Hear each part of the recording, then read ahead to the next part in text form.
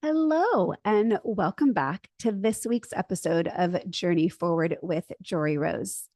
For the month of June, we are talking about burnout and boundaries. If you haven't listened to the first episode I put out a few weeks ago, I invite you to check it out as it serves as a little bit of a foundation to this week's episode, in which I'm going to be discussing high functioning codependency and boundaries. So let me put all of this into a little bit of context. What I shared in the last episode was I have hit a wall of burnout. And because I function so well and I handle stress so well, I don't think I completely understood the degree of overwhelm and exhaustion that I was feeling. But once it became apparent to me, it's like one of those things where now that you see it, you can't unsee it. And the question is, what do I do about it? Well, I know enough to know what to do about it. And I thought that I was doing a lot of the things that one is supposed to do when you're stressed, when you're overwhelmed, when you've gone through hard times. And believe me, I practice all that I preach. All that I teach is part of my daily, if not weekly, practices. And I've been doing that. So I had the question of, well, I couldn't possibly be feeling burnout if I'm actually utilizing all the tools. Misconception number one, you can be doing all the right things and still feel overwhelmed, still feel fundamentally drained and exhausted. So what led to this for me? Well, as I've shared on the podcast before, I'm coming out of about 2.5 years of some of the hardest times in my life. And that started with the breakup with John, that we were on and off for a few months, and then went through a short, probably about 6 weeks in total, but very extremely hard breakup. And our healing process has been ongoing, and I really do feel safe and secure there. But in the meantime, while that was being stirred up, it brought up a lot of unresolved trauma for me from my past. Simultaneous to me going through that, there was a big, I want to say, God, there's a lot of words I could put to this, disruption in my family of origin. And for the sake of honesty without full transparency, I come from an enmeshed family system in which there's been a lot of trauma. At the high level, my mom's parents were killed in a car accident while my mom was 16. She was, in fact, in the car accident. She was the only survivor. And that has a trickle effect of trauma for everyone in the family. And it greatly informed the way in which I grew up. And when I was about 3, 4 years old, my parents got divorced. And when I was 10, my dad committed suicide. Even if I just had to deal with the death of my father, I had actually seen a gun in his nightstand about maybe 8 months or a year before he died. I didn't tell anybody about that. That scared me. And when he did die, no one ever actually said he shot himself. But because I had seen the gun, when my mom said to me, Daddy did something to make himself die, I assumed what had happened, and I didn't ask any more questions, and no one ever told me. So just from that alone, combined with the transgenerational trauma from my mom's parents' car accident, I have had a nervous system of anxiety. And I have been pretty high functioning with it for the majority of my life. I have practiced many tools over the past 15 years to heal. And something came along a few weeks ago that completely rocked my world. And this was a podcast episode on Glennon Doyle's podcast, We Can Do Hard Things, with the psychotherapist Terry Cole, in which she talks about high functioning codependency. A client of mine actually referred me to the episode that it had hit home for her. And as I listened to these 2 episodes that they had on this topic, and I listened to them back to back, I not only felt completely validated and seen in what I had been experiencing, but it also completely knocked me off my rocker. I think it was the acknowledgement of how I've been high functioning as a long-term coping mechanism for trauma and for stress. So what this did was kind of put me into a tailspin to recognize the degree to which I have been meeting one need, which was how to create safety and security amidst unknowns and anxiety and trauma. While that may have served a purpose, it was unsustainable. And with this insight of what it means to be a high functioning codependent, I started to break down in recognizing what I've been doing for others in an attempt to not only be a great mom, great partner, great friend, but the underlying causes that was leading me, which was a lot of dysregulation in my nervous system and not feeling an overall sense of safety because of unresolved traumas. And so that came out in patterns of people pleasing, overdoing, being an overgiver. And yet I knew that reciprocity in relationship was really important to me, but I was under a pattern of being willing to forego my needs in favor of meeting somebody else's, if that meant staying in connection. And while I knew it at a high level and I was beginning to work on creating deeper boundaries, I was deeply having to face myself and understand the depths of my patterns and understand that they may have worked for me for a really, really, really long time, like perhaps, 40 plus years. And yet I can't do them anymore. So this episode is going to be a combination of talking about what does it mean to be a high functioning codependent? And most importantly, how do we begin to draw boundaries? So where do I want to jump in first? I think let's talk about the high functioning first. And if this resonates with you, or perhaps maybe somebody you know that you see doing this, sharing some of these resources will be really beneficial for everybody's mental health. Because let me tell you, my intentions are really, really pure. I love hard. And when I care about you, I'm going to give you my all. Even when I'm not high functioning, I still want to be present, available. I am a natural giver and nurturer, and I will remain being that part of me because relationships are that important to me. I work really hard at maintaining my relationships, and it fills me up. I've noticed over the years, what drains me is when there's a lack of reciprocity in those relationships, where I'm the one overgiving or giving in a way that may not be appropriate. But here's the other thing is it comes with also an expectation, sometimes, not all relationships, of what I might get in return. And that's not necessarily realistic, nor is it healthy, nor is it helpful for a aligned, healthy friendship or partnership. So let's define what it means to be a high functioning codependent. When we hear the word codependency in the therapy world, we can easily think of this back in the 70s with Melanie Beattie's Codependent No More, in which it was a dynamic of a classical family system of alcoholic father, codependent mother. And each of the children would take on different roles and identity to maintain balance or homeostasis within the family. This is kind of what a family systems theory is based on.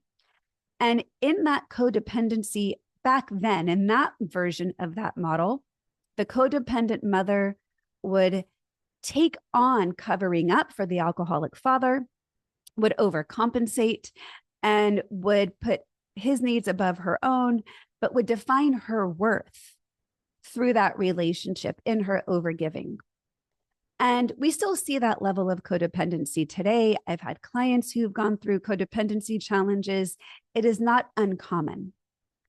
But what does this high functioning codependent mean when maybe you're not in relationship with someone who's alcoholic, and yet you're still overdoing in a way that is not serving you. Now, I could argue every mother on the planet to some degree is high functioning for her kids. And maybe that's a really appropriate place to start, right? When our kids are young, when they don't have the agency or the capability or the ability, mental, emotional, physical, or otherwise, to do things for themselves. But there does become a point in which they are capable, and yet we're still overdoing. Now, I'd like to believe I've raised my daughters to be independent and capable, and their lives have proven that they definitely are. However, I still think I do too much for them. And the problem is, if that is the foundation of the relationship dynamic, then it can sometimes be really hard for it to change. And I'm going to come back to that point in a little bit, but let's define it as Terry Cole talks about it. And if you want to learn more about this, because I'm going to give a very brief overview for the sake of this episode, check out her book, Too Much, that recently came out.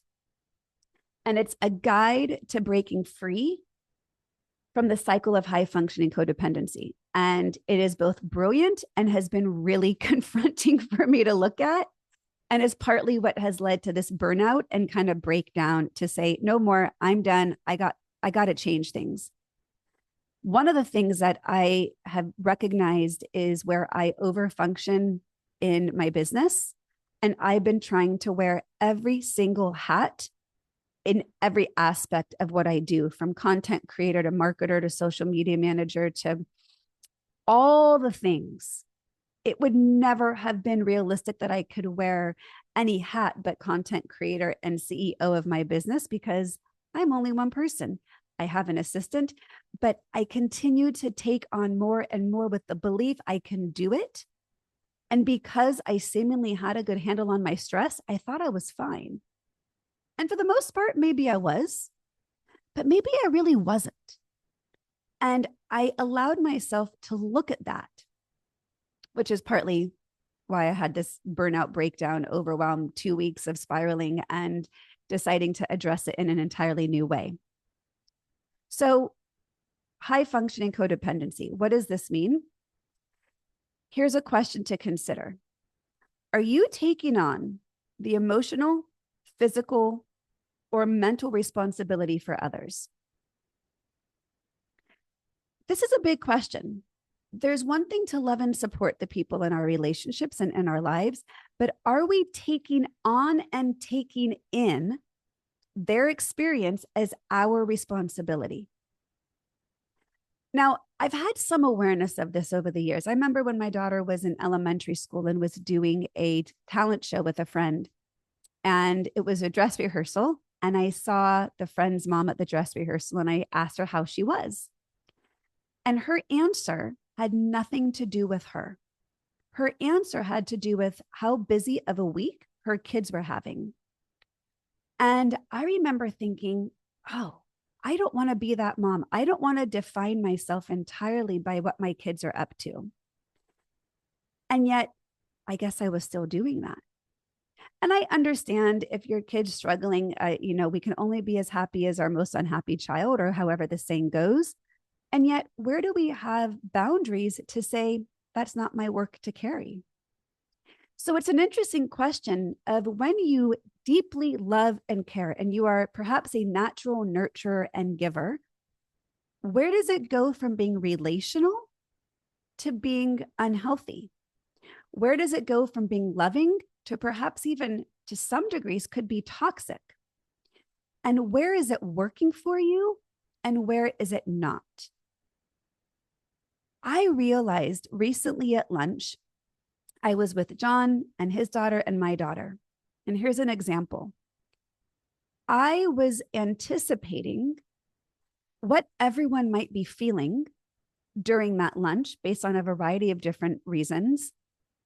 I was wondering what John's daughter was going to be able to eat because she's gluten-free, worried that maybe she wouldn't be satisfied, that she wouldn't have enough choices or options, and that she might be unhappy.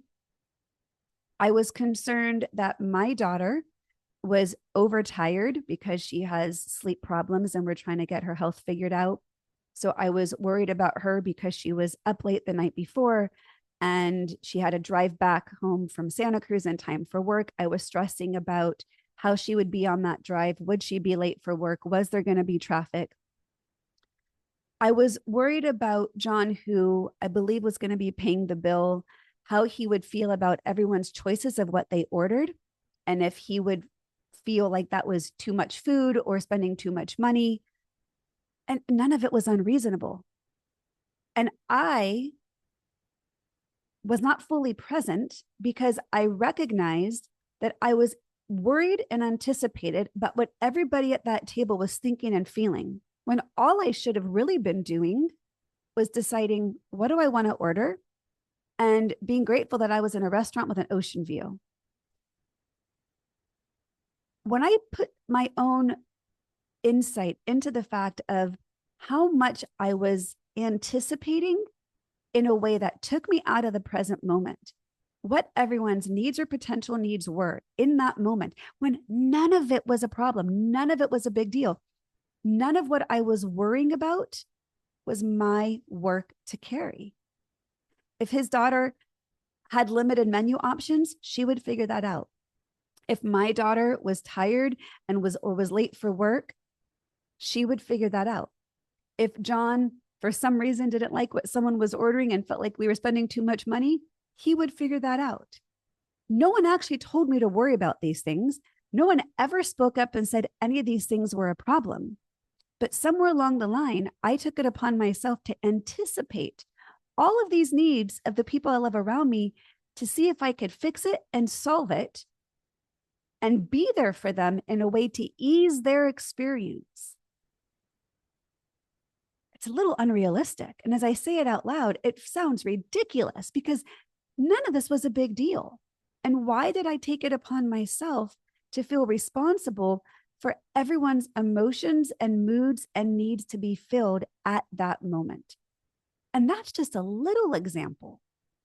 I mean, that's like a really minor example of the degree to which I have overextended myself, I think the majority of my life, to anticipate and fill the needs of others at the expense of checking out my own needs first, at the expense of my own regulated nervous system, at the expense of my inner peace. And why was I doing this?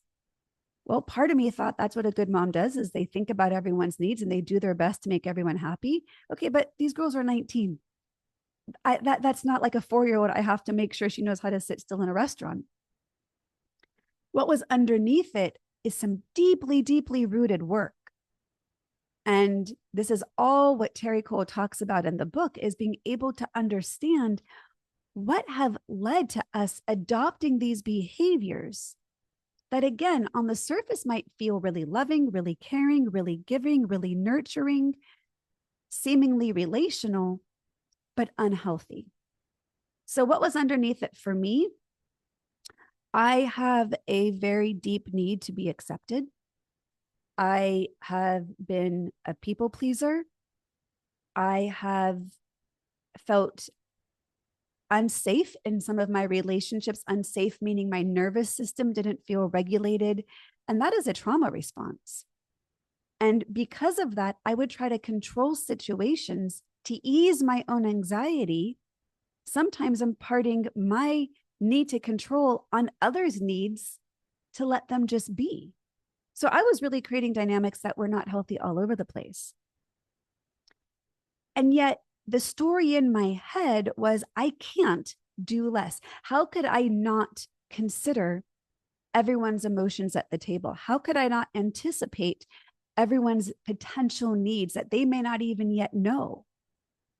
That thought of how could I do that was seemingly an impossible one to answer. And at first I was like, I can't do that. So then I had to challenge that. Well, what if I did do that? What would I be afraid of? And I think there's a real unconscious belief, this is definitely not conscious, that if I don't overdo, will I still be needed? Will I still be loved? Will I still be accepted? And the truth of the matter is, yes, of course. But so why was it so jarring for me to consider?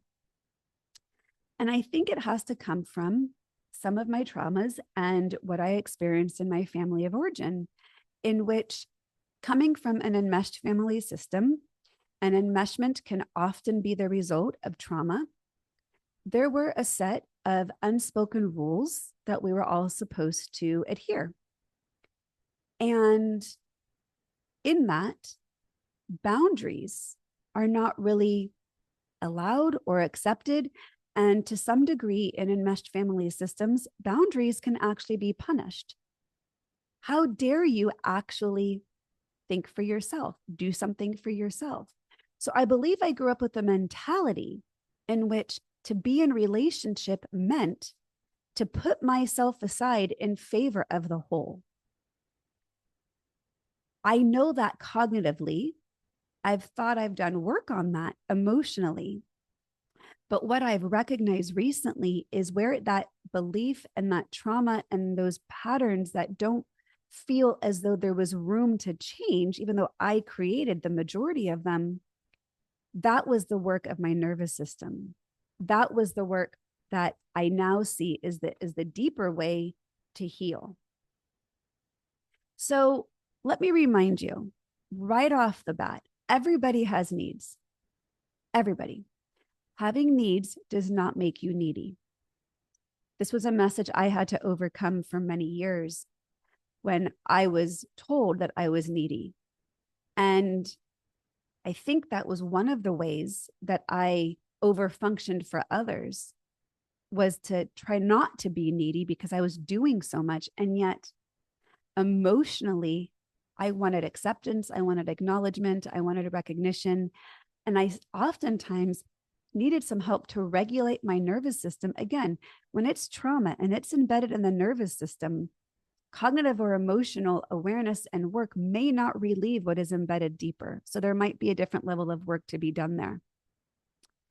So see if you recognize any of this in yourself when it comes to defining what it means to be a high functioning codependent. This is some of the checklist that Terry Cole talks about in her book. So you might have some communication challenges. It might feel as though you're an expert in knowing how others feel, what they think, what they need, but you might be less aware of what you need. So you have a harder time speaking up for your needs. Again, you might have a fear that speaking up for your needs might make you appear to be needy. Again, not true, but if we're stuck in that dynamic, that's a perception we might hold on ourselves. So it might be really hard to feel that you can be authentic. And I've actually had the experience where I have expressed myself and it pushed people away. So therefore, it validated that, oh, I'm not allowed to do that. My needs don't matter here. When in reality, if you speak up for your needs, if you express what you feel and what you think, and you get rejected and you get told you're wrong, perhaps that's not the relationship that's going to serve you, even if they're close family members, and you might need to enact a boundary for your own massive level of self-care. We'll talk about boundaries in a few minutes. Other ways to help determine if you're a high-functioning codependent, like I did at that table at lunch, I was prioritizing everybody else's needs except my own. But I wasn't even prioritizing, I was even anticipating and creating unknown needs to try to fix without always looking at my own, because in that I could seek approval. I could seek validation. Therefore, I'm needed in this relationship. Another root marker is automatically trying to fix and solve things. So this is a tricky one for me. I'm really pragmatic. I think broadly. I see solutions. I'm a therapist. People come to me for help and support. So on one level, auto-fixing seems like a natural extension of who I am, how I'm wired, and the profession I chose to go into. And yet, perhaps I chose to go into this because it feels good and is validating when I support others. Now, don't get me wrong. I love the work that I do. And I don't impose unhealthy boundaries with my clients to serve my needs. But it is an interesting phenomenon that those who tend to be high functioning codependents go into professions like coaching and therapists because we get to do that all day long. So while I'm aware of it, I don't think it's unhealthy in my work, but it does show up in an unhealthy way where I might try to auto fix people who aren't coming to me for that capacity. Just because I see it doesn't mean it's my job to do anything about it. Another root marker of being a high functioning codependent is that you might have some disordered boundaries. I definitely did for sure. When you are focused on the needs of others, you are not standing up for the needs of yourself. And you might allow and permit more than what is reasonable in a relationship for the sake of believing this leads to connection and safety and security. If we are operating out of that level of fear that if I'm authentic, then I will not be connected, that's something to look at. That is a narrative of mine I've been working with the majority of my life, to be honest, because some of those wounds are really, really and deeply embedded for me. And it is a challenge to consider, oh, I can really speak my truth and still be loved and accepted. And for those who don't love and accept me when I speak my truth, maybe those aren't the relationships I thought they were. And can I let that be okay? And am I able to draw a healthy boundary in order to preserve my inner peace? Because my old belief system was somebody else's inner peace was more important than mine. Now I can hold two truths. Theirs and mine are both important. But if a way that I have identified this for myself, and I help my clients identify this, if you are abandoning yourself in favor of meeting somebody else's needs, that's an unhealthy boundary and dynamic that you are perpetuating and allowing. Now, if you've allowed this for a really long time, it might be really hard to pull back because the person you're drawing a boundary with is rarely going to say, thank you so much for taking care of yourself. I really support you pulling back from me in order for your self-care. The person you need the boundary with the most is never, ever, ever going to say that. They're going to blame, shame, and externalize onto you and probably call you selfish for taking care of your own needs, which is not selfish. It is self-care. And I think it was Terry Cole who said it. Self-care is an interesting phenomenon and phrase, and many women actually have a hard time with self-care. And I think I've talked about it on the podcast where I'm like, fuck self-care, practice self-compassion, because self-care often tends to be another list item to add to our already overfilled to-do list. But self-compassion is a mindset shift and is inner work and doesn't take extra time to add to your to-do list. It's a way of relating to yourself. But this extra phrase felt really inviting, which was instead of just practicing self-care, practice self-consideration. Consider yourself as part of the equation and how this makes you feel, what you think, what you need, what's arising in your body as a way or an indicator of how to make decisions in your relationship. So self-consideration, I think, is huge. But if you have disordered boundaries, you feel that it is not allowed or it is impossible or it'll come with unwelcomed repercussions if you do so. So for many people, it's easier to stay in those toxic or disordered boundary dynamics than it is to take care of yourself. I am here today to tell you, you are the most important person in your life. If you are unwell from the inside and you are self-abandoning in favor of meeting other people's needs to an extent that you recognize is not serving you, I invite this to be the wake up to say, I matter, I am worthy, and I am now available to consider myself first in almost all things I do. That does not make you selfish. That does not make you inconsiderate to others. It makes you wise to know, what does my nervous system need right now? What does my body, my mind, my heart need right now so that I can be the most authentic version of myself in this relationship, in this work dynamic, in whatever it is that you're doing. There might be a lot of barriers preventing you from getting there, and that is okay. We can work on those. In fact, so much of what the journey forward is all about is recognizing where you're at, how you got here with compassion, identifying where you'd like to be, and understanding the roadblocks or barriers preventing you from getting there. For me, for a long time, the roadblock from getting to where I wanted to be was the belief I could not set boundaries. Well, of course I can set them. It was hard. It did come with repercussion. It dysregulated me for a very long time. But on the other side of having set those boundaries, I'm free. I'm free from the shackles of being someone that others were expecting me to be based on their traumas. I'm no longer available for that. But it's taken me a long, long time, even still, once I have set some boundaries, to still not be high functioning with those I love, with those that I do get reciprocity with. So it's been this really fascinating journey. And that's what it is. We're all on a journey. And I am barely a guide. I am one here with you, living this unfolding of my own inner awareness at different iterations every time I show up. I don't claim to know it all. I might be practicing some of these tools longer.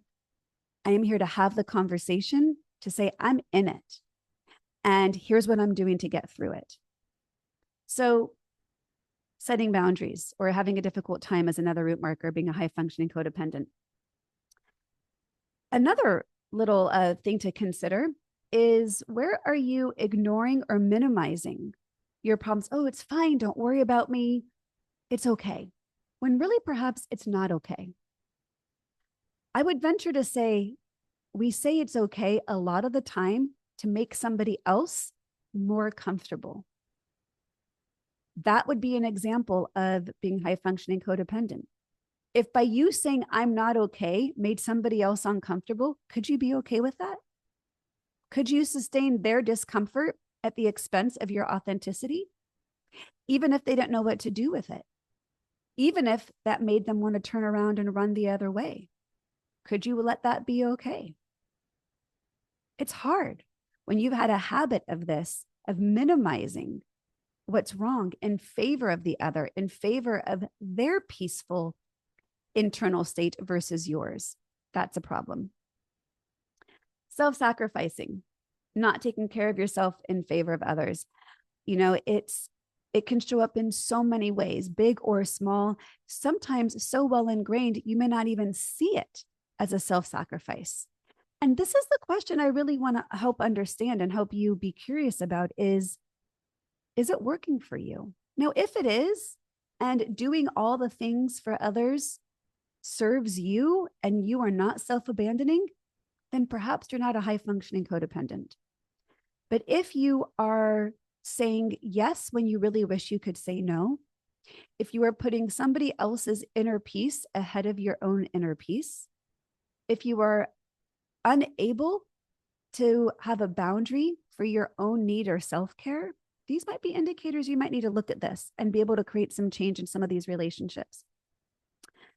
Hyper helping, that kind of goes with the auto fixing, like you're always want to be in that helper mode. And again, there's a variety of reasons that leads to us showing up this way. So I love this quote from Terry Real's book. She says, if you're overly invested in the feeling states of others, the decisions, outcomes, and circumstances of the people in your life to the detriment of your own internal peace or emotional or financial well-being. I'm going to read that again. If you are overly invested in the feeling states of others, the decisions, outcomes, and circumstances of the people in your life to the detriment of your own internal peace and emotional and or financial well-being. That is what she is defining as a high-functioning codependent. If you are putting others ahead of your own well-being, let's celebrate breaking that pattern. Now, It can also be tricky because we're so high functioning, others might not see, and clearly I didn't see my own internal suffering. So, what are some of the characteristics of someone who's a high functioning codependent? They're smart, successful, reliable, accomplished, they're capable, they're efficient, and they sometimes, and this was me for sure, they make it look easy. So the more others perceive us as seemingly getting all this done with ease, the easier it is to continue that they'll expect me to keep doing it. And because I've perceived it with ease, because I've had such a long-term pattern of not having self-consideration or self-abandoning in favor of connection, I didn't even fully see it myself. Hence my little breakdown and burnout that I had. So nobody might be noticing your suffering. And maybe you might not even be, because you think this is what it means to be a wife, to be a mom, to be a sister, to be a friend, to be a daughter. And I'm here to challenge those definitions. So one of the areas that people pleasing shows up in high functioning codependency is we have a challenge in needing to feel accepted and worthy. So I just wanted to quickly go through. There was a podcast episode that John and I did about a year ago, maybe a little bit more, on people pleasing. And there were 6 areas in which it can help define if you're a people pleaser. So I wanted to name those really quick. Difficulty drawing boundaries, overactive sense of guilt. So if you have guilt for drawing a boundary or for not doing something, that might be a clue that you're a people pleaser. If you're conflict avoidant, that would be an example of afraid of speaking your truth for fear that it might push somebody else away. You might not be accepted for your truth. If you have a fear of loneliness, again, so the idea of connection far supersedes what you might have to self-abandon from in order to get that connection, because being connected in a toxic or unhealthy dynamic is better than being alone. If you are beginning to build resentment for what you do for others, you might realize, oh shit, I'm being a people pleaser here, and I'm actually doing this out of love or true alignment. I'm actually doing it and I have resentment. And the last one of, oftentimes people are people pleasers when they don't know themselves and they don't know what their needs are. And so we can easily diffuse into others and join into their needs and take those on because we don't have a sense of self. And remember, if you come from an enmeshed family system, individuation and stepping out of that enmeshment leads to punishment. So there might not be a foundation of individuation and getting to know yourself, because in the past, you wouldn't have been supported in that. I can identify with a lot of these. So what do we do with all of this? Well, for me, awareness is always the first step, right? We talked about that in last time's episode on burnout. You can't change what you're not aware of. It's one of my Joryisms I say over and over and over again. We've got to bring compassionate self-awareness to these patterns before we can begin to change them. I believe having curiosity, again, curiosity with compassion and not judgment. As soon as that inner critic shows up, boom, you're right back into that cycle of reactivity, and you're going to be back into those old familiar patterns because, again, they're habitual, they're familiar. You and the other people know what to expect. It's really hard to change a pattern, especially when the other person might not support you in wanting to change it because it might have impact on them. Let me give you an example of that, actually, before going into the boundaries.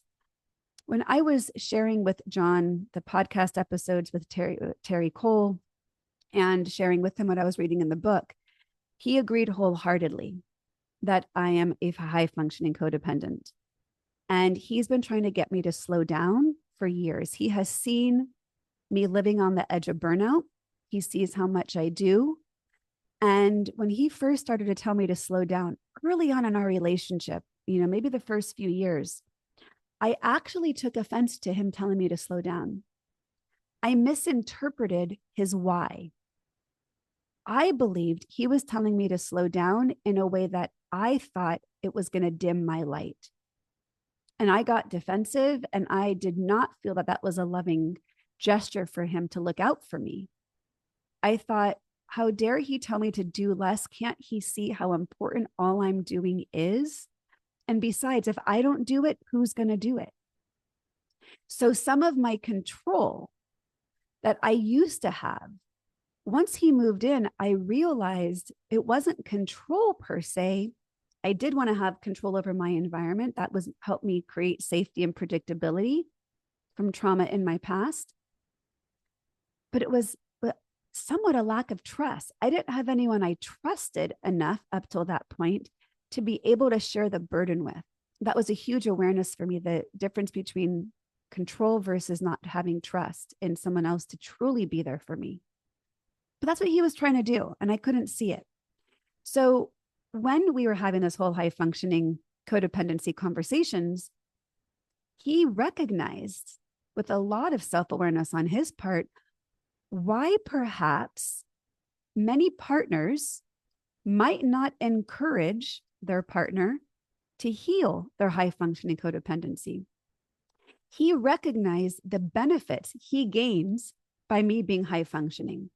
He has a lot of things done for him that I had previously identified as what it just means to be a partner or a homemaker or a wife in what I do.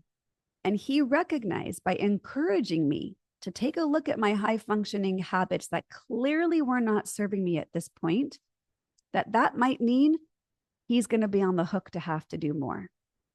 And I saw that as so incredibly loving that he was willing to take on more, very well knowing he might not want to do some of those things, but it would be in service of my healing and my rest and my self-care and my energy and my nervous system and my output, and ultimately my ability to sustain what was no longer sustainable.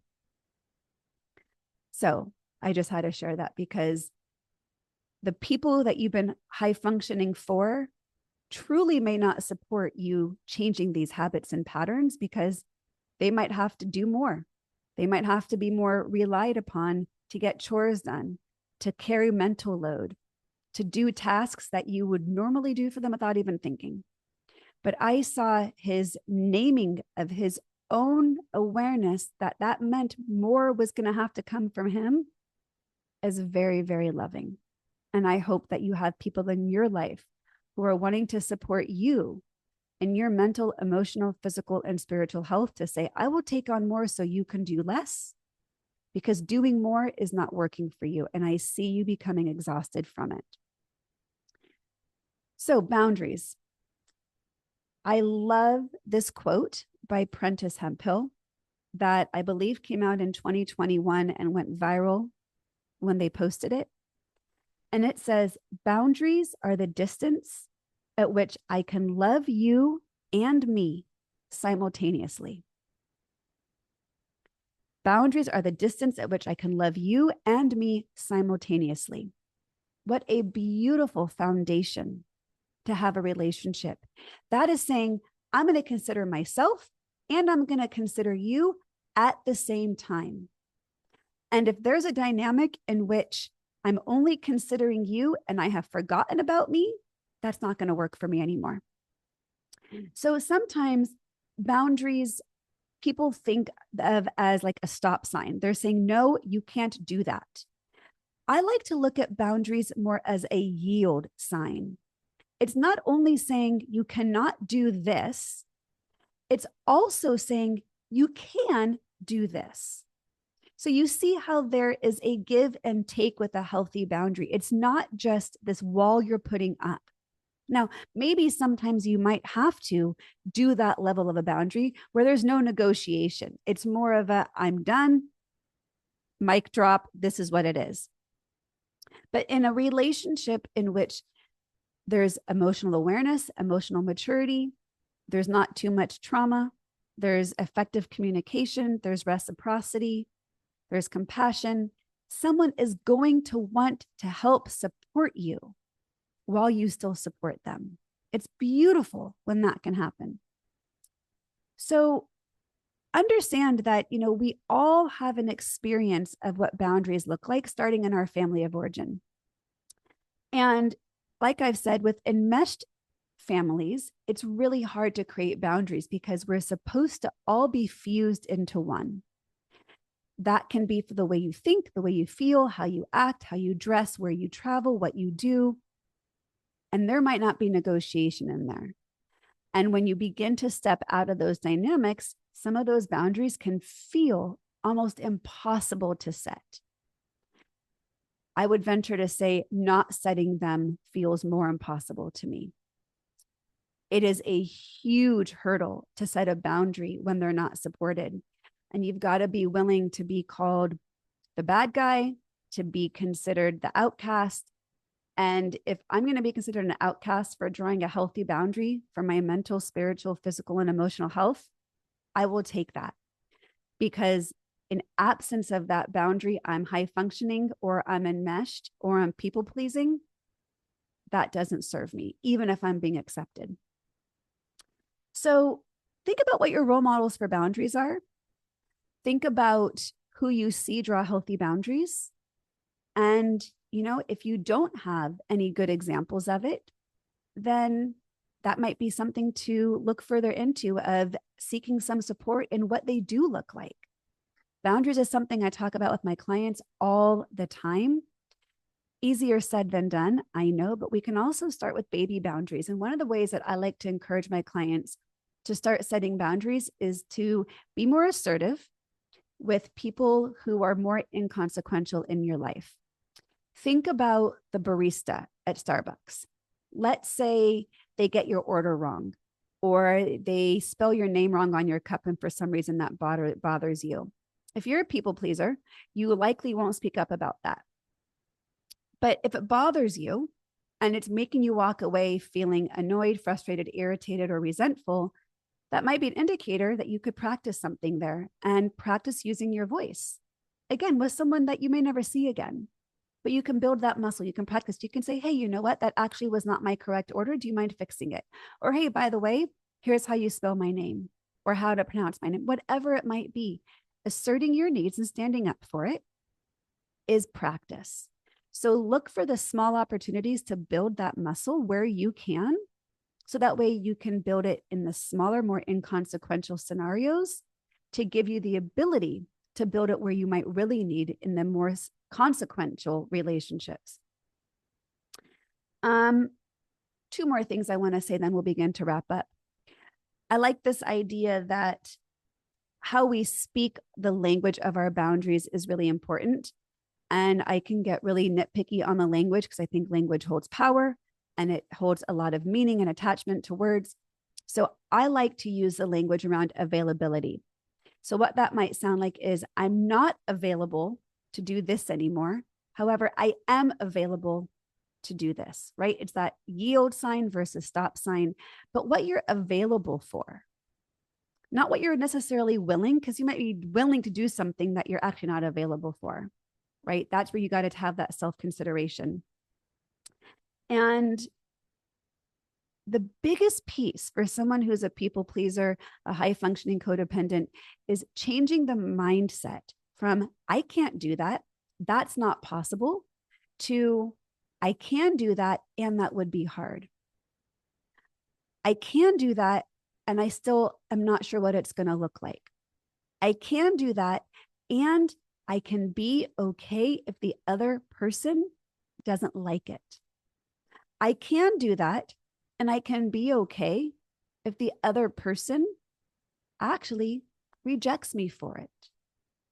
Because ultimately, if we are showing up in relationship where our acceptance is contingent upon self-abandonment, that will never work for you to live a life of alignment, of authenticity. It will get you every single time. And you're going to wonder, why am I unhappy? Why am I resentful? Why do I not feel seen? Why do I not feel heard? Why do I not feel validated? Why do I feel dysregulated in my nervous system? Why do I feel unsafe in this relationship?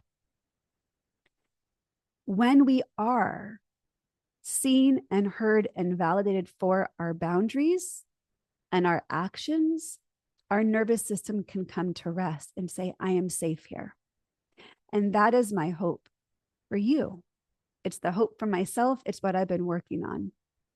So I am in a practice right now of doing less and telling my family members, I'm not available for that anymore.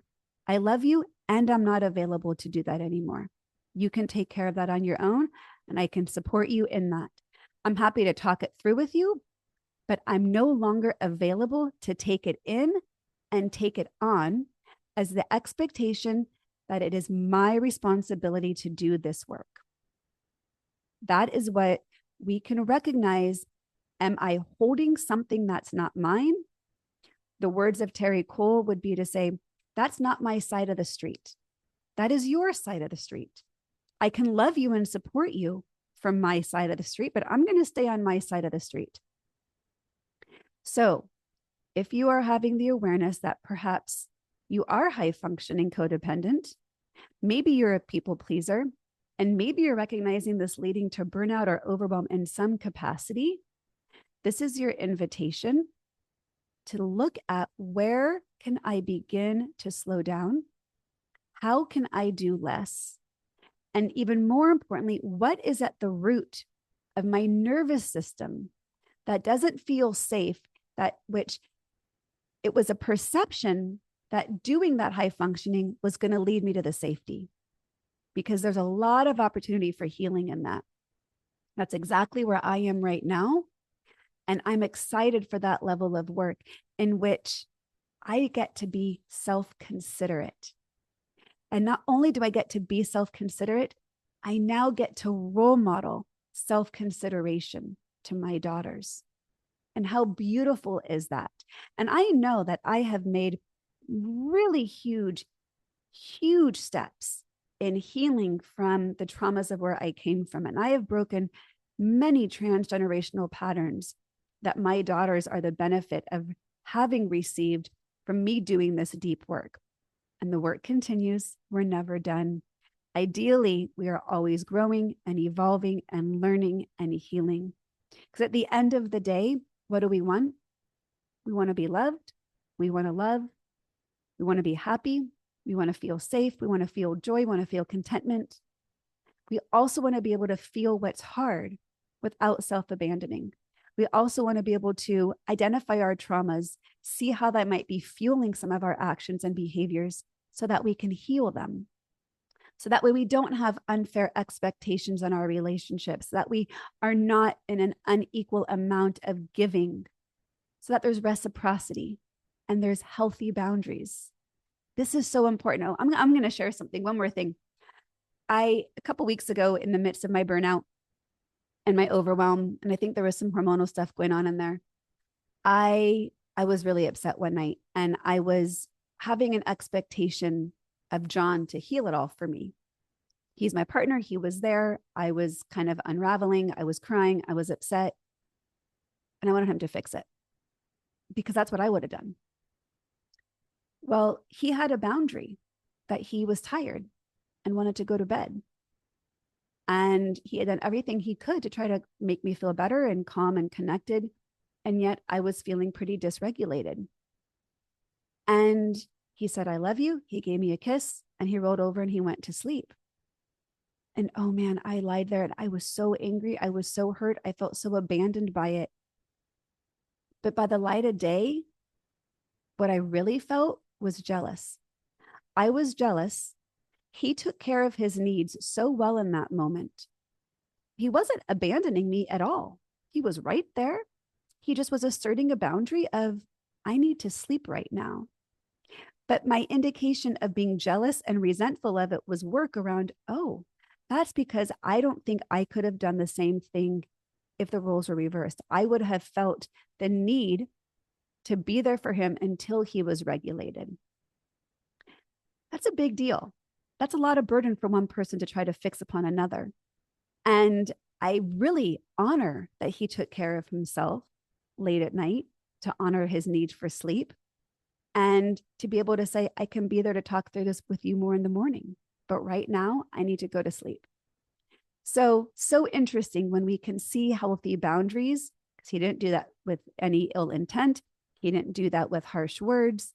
It was a loving boundary he set to take care of himself. That's a lot for me to learn from, and I hope for you too. If you want to go deeper on any of this, we're going to be talking about this more in the live training for those who are part of the podcast community. If you're wanting to get additional resources from these episodes, like meditations and handouts and journal prompts, check out the link in the show notes, and you can join that at any point. We would love to have you in our growing community. And if this resonated with you, please, it would mean so much to me if you gave it a rating, a review, or you shared it with someone that you think would benefit from hearing. We are all continuing to journey forward together. Thank you for being on the journey with me.